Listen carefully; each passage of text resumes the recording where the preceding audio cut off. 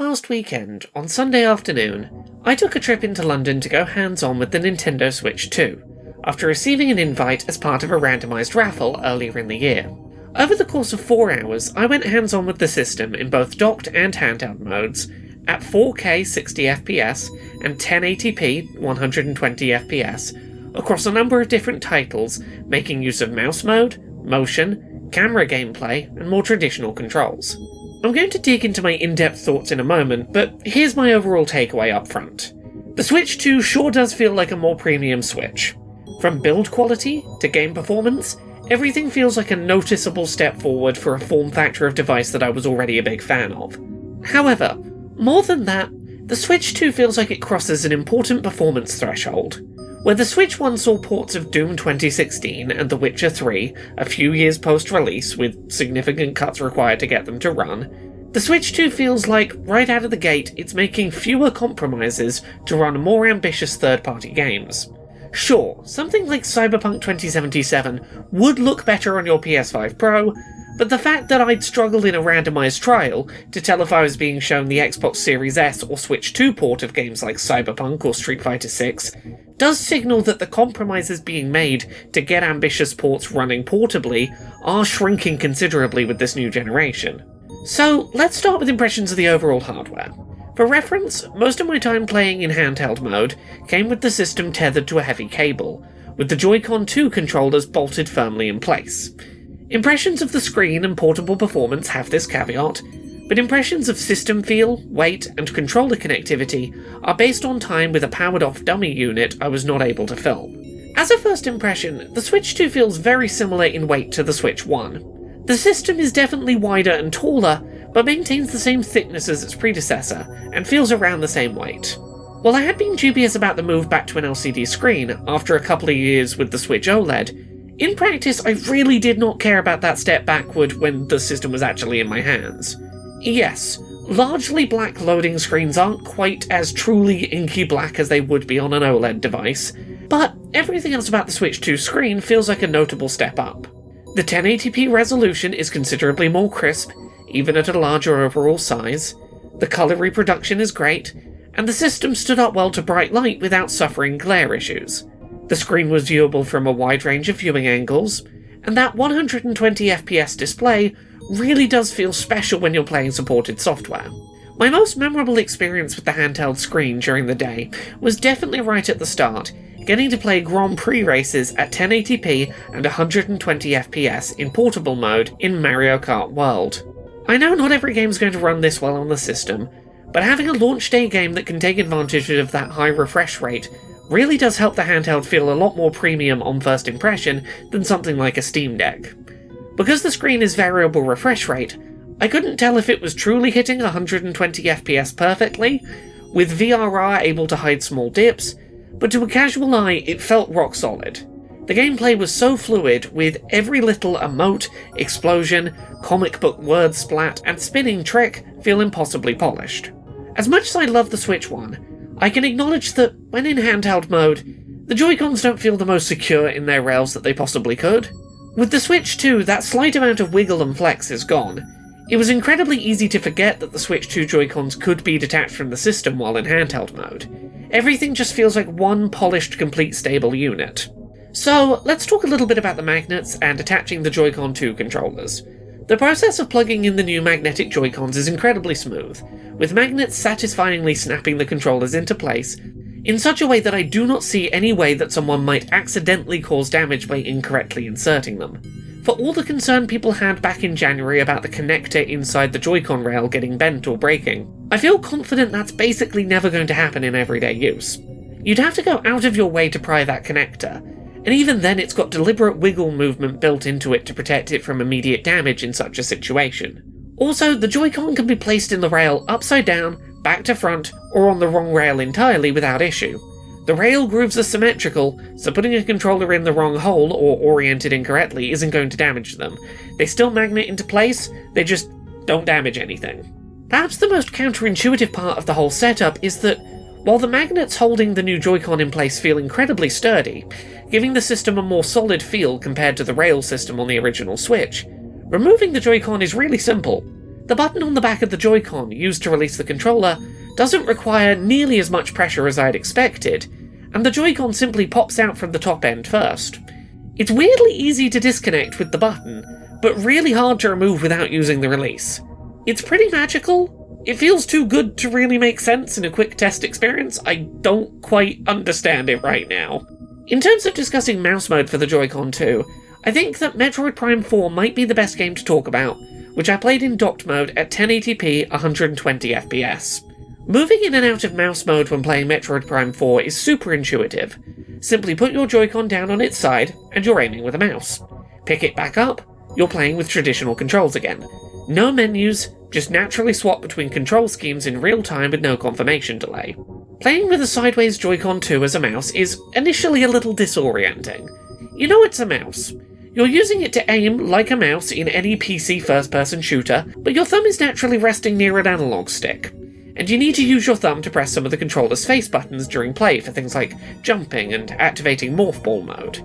It took me a little while to train myself out of trying to instinctively use the analog stick with my thumb to turn my character, even though I was in mouse mode. The urge did pass by the end of my 15-minute demo session, but it took a little bit of getting used to. Recategorizing a controller as a mouse does fight a little against some of your more common mental wiring, or at least it did for me. I was pleasantly surprised to see that the Metroid Prime 4 demo included support for increasing mouse sensitivity, and my goodness, I was very surprised by how much sensitivity the mouse mode Joy-Con was capable of registering. In addition, I tested the Joy-Con mouse on my legs rather than the provided table and mouse pad, and had zero issues. My plain black cotton leggings registered mouse movement just as well as a dedicated table. It is undeniably a little awkward holding a sideways Joy-Con in the centre of your hand. It's going to take some getting used to, and it isn't going to be comfortable for every kind of player, but I was able to confirm, thanks to trying out the dummy unit that was on show, that the Switch 2 Joy-Cons do fit inside the 3D printed mouse grip peripheral that I recently showcased here on this channel, which should hopefully help to alleviate some of the discomfort of the thin grip required to make use of mouse mode during gameplay. Ideally, I do want to make a couple of last-minute tweaks to that 3D printed grip, but it does work currently. Metroid Prime 4 really did convince me that I want to be playing this game when it launches on a 120 FPS monitor in mouse mode. As initially counterintuitive as the controls felt, before long I found myself using lock-on to target enemies, mouse mode to aim for headshots, dropping lock-on to quick turn with my mouse, picking the Joy-Con up when it was time to use my scan visor, then popping it right back down to rapid fire my blaster again. The demo's boss fight, while a little bit of a damage sponge, was a great excuse to really get comfortable with the new control scheme, and I came away from my time very much sold on the experience. Back to the Switch 2 hardware. The new kickstand, while thinner than the solid kickstand seen on the Switch OLED, does feel incredibly sturdy in person. Despite the thin nature of the strip of metal, I feel confident that this will do the job as well as the OLED system's kickstand, and is a world of improvement over the Gen 1 Switch kickstand without a doubt. In terms of discussing the new rumble advancements in the Joy-Con 2, the big game I want to talk about in some depth is Dragon Drive, a competitive 3v3 wheelchair basketball video game being published by Nintendo. Players move around the arena by using two mouse mode Joy-Con controllers to push the two wheels on their wheelchair. Pushing just the left Joy-Con mouse forward turns you to the right. Pulling your left hand back rotates you to the left. Pushing both forward at once moves you forward, and both back moves you back. You can move one forward and one back to do a quick turn on the spot. There are some basic button inputs. You can, for example, apply the brakes by hitting your trigger buttons, or hit your bumpers to pass the ball to a teammate, but for the most part the controls are simply maneuver your wheelchair, then pick up your controller when you've got the ball and do a throwing motion to try and get the ball in the net to score points. The game made great use of rumble, with the controllers producing a series of satisfying click-style rumbles as you push the controllers forward, mimicking the clattering of turning gears as the wheels rotated in a hugely satisfying way. The game is exhausting physically to play. While the control scheme to me was intuitive as a replication of real-world manual wheelchair movement, playing this with mouse motions is going to be an accessibility barrier for some disabled players, and exhausting after a few rounds for everyone regardless. I do hope we see an alternative control scheme offered for players with physical mobility disabilities who may wish to play, but I was glad to see the inclusion of accessibility features such as high contrast outlines on enemy team players, and a bright highlighted circle to show where the ball was when off screen, and by colour coding which team had current possession. I also really appreciate that the game doesn't shy away from the contact nature of the real-world inspiration sport, and the decision to have teams forfeit possession of the ball if after 14 seconds of possession they've not yet made an attempted shot at the net, keeping the ball moving and increasing opportunities for interception. I was a little confused at the hands-on event, when on more than one occasion Nintendo representatives corrected people who referred to the game as wheelchair basketball, stating they'd been told to use the word vehicle rather than wheelchair when talking about the game. It's a mildly baffling decision, and one that I hope we get some clarity from Nintendo on in the coming weeks. I doubt it's born out of malice, but it does feel clunky. I wonder whether there was a licensing conflict with the official real-world sport, or if there's a regional term in Japan that I simply haven't come across that's at play. With my opinions on the base hardware out of the way, the next game worth discussing is probably Mario Party Jamboree's new Jamboree TV mode, which makes use of the mouse mode functionality on the Joy-Con 2 controllers, and the optional camera accessory, which is what I'm going to focus on in this video. In terms of core functionality, the new Switch 2 camera works pretty decently for Kinect-style motion-controlled minigames. An event like the Switch 2 hands-on experience is far from an ideal venue for this kind of camera setup game demo, with odd lighting and plenty of people in the background. But the camera did a great job of picking out players, automatically green screening the background out from behind them, registering small movements accurately, and being high enough quality to get a giggle out of seeing yourself on the TV. The main issue I had with the implementation in Mario Party Jamboree's Bowser TV mode is that the camera seemingly isn't built to handle players of wildly differing heights playing together, causing issues if you've got adults and children playing in a group together. The group before mine played with the camera set at a natural height for the adults to play, but that left a child in the group playing who was too short to reach the question mark block she was meant to be punching, even when she jumped up in the air. By comparison, for my group, all three adults had to kneel on the floor to lower ourselves so that the child in the group could interact properly with game elements. This sort of lack of accounting for size differences is going to cause some issues that I can foresee with family game nights, and feels like something that should have been foreseen either with the camera or the game software. I'm not quite sure where the issue lies. Having played 4 new mouse minigames and the camera-controlled Bowser content, Mario Party Jamboree's new content feels like it would honestly have been the ideal pack-in title for the Switch 2 if it wasn't DLC for an existing game and built around a peripheral not everyone has. None of it is going to hold attention as well as the base game of Mario Party does in my opinion, but it is a fun showcase for what the system does.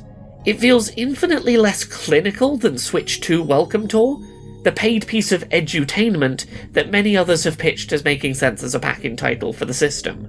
Moving more broadly onto games, Mario Kart World's new Knockout mode was probably the star of the show for me, and the piece of content from the show floor that had me most eager to jump back into playing at launch in around 6 weeks.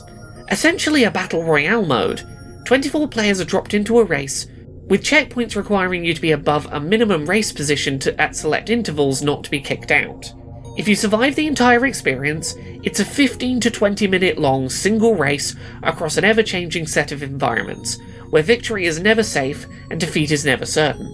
Anytime you're either suitably at the back of the pack, or just far enough back that you won't meet the next threshold goal, the game throws high-value items at you in order to help ensure that you're able to potentially catch up.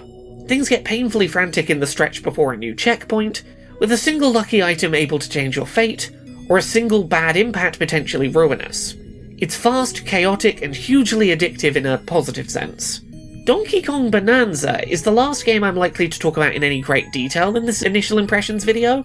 You have big fists, you punch solid rock, gold flies everywhere, it's pretty satisfying. Combat in particular felt great, with impacts punctuated by impact pauses that really help you feel as the player like an Incredible Hulk-style machine of destruction. I have personal concerns about Bonanza. The concern isn't whether I'll enjoy the game or not, but how much it's going to eat away at my brain. Basically, all of the in-game environment is destructible, and it's really easy to punch a random wall, find a secret, and get the urge to start digging into the floor of the level looking for things hidden right below my feet. The obsessive collection goblin in me fears for my sanity. You're never going to destroy a level so badly you can't progress. You can restore the level to its undestroyed state at any time, Additionally, you can slam your hands into the floor to see silhouettes of nearby collectibles, or sing music to be led to the next progression objective, which will hopefully help. But I do genuinely have concerns I might get a little obsessed with this game, and without healthy exit ramps to gameplay, I'll have to determine if this is something I can have a healthy relationship with playing. It was really cool to play in the moment though, I can't deny that. A lot of other things I played at the Switch 2 preview event were really cool, they were truly impressive, but not in ways that require any kind of depth to explain. Street Fighter VI runs at a fluid 60 FPS and looks better than its Series S counterpart, even if in part that's due to a graphics bug on the entry-level Xbox system. The Zelda remasters run at 60 FPS and I think 1440p, now with no stutters in performance, and I'm excited to revisit Hyrule and have Zelda on my phone reading me tour guide information about the places I visit. Yakuza 0 now has English voice acting and looks great at 4K 60. Welcome Tour is interesting if you're a nerd like me looking to make content, but very much without a clear audience of its own. Kirby and the Forgotten Land has new content and does look nice, and upscaled GameCube games are pretty. Civilization 7's mouse controls are cool. Split Fiction runs well, and Elden Ring wasn't there to try as much as I really wanted to try it. All the games on that rapid fire list were impressive, don't get me wrong, but it was the first-party titles that either went all in on 120 FPS visuals, or new mouse mode features that really caught my attention on the day. I do believe mouse mode is going to set this system apart in some really interesting ways, particularly when some third-party company creates a wireless mouse that the Switch 2 perceives as a Joy-Con, but is a little more comfortable to hold in your hand. I'm surprisingly hooked on Dragon Drive's gameplay loop, and it's really nice playing something like Mario Kart at a ridiculously high frame rate, and feeling like Nintendo's, at least in one aspect, feeling technologically exciting to me for the first time in a while. My PS5 Pro can in theory do 120 FPS gaming, but the Switch 2 is much more likely to get me to actually play games at this frame rate, thanks to having a built-in screen that supports it. The Switch 2 in many ways feels like a more polished and professional Switch. Big surprise, that's basically what most of us were asking for it to be. The big surprises for me initially were how intuitive mouse mode felt for serious and fast-paced shooters, how much I appreciate Nintendo's push for 120 FPS modes in first-party games, and how little compromise it feels like has been needed to get the most demanding launch window ports onto the device. It feels at times like a portable Xbox Series S, until you start playing a first-party title in handheld mode, and realise Nintendo's doing a spectacular job pulling unexpectedly next-generation performance out of their modest little machine. Optimization can go a long way, and playing Nintendo titles at 4K 60 or 1080 120 really does feel like, for the first time in a while, Nintendo is going to be able to keep pace with its console competition a little more reasonably. Gosh, I want to be playing this thing at home already. Thank you so much to this month's Patreon backers who help make this show possible. You can support the show and everything I do at patreon.com/LauraKBuzz.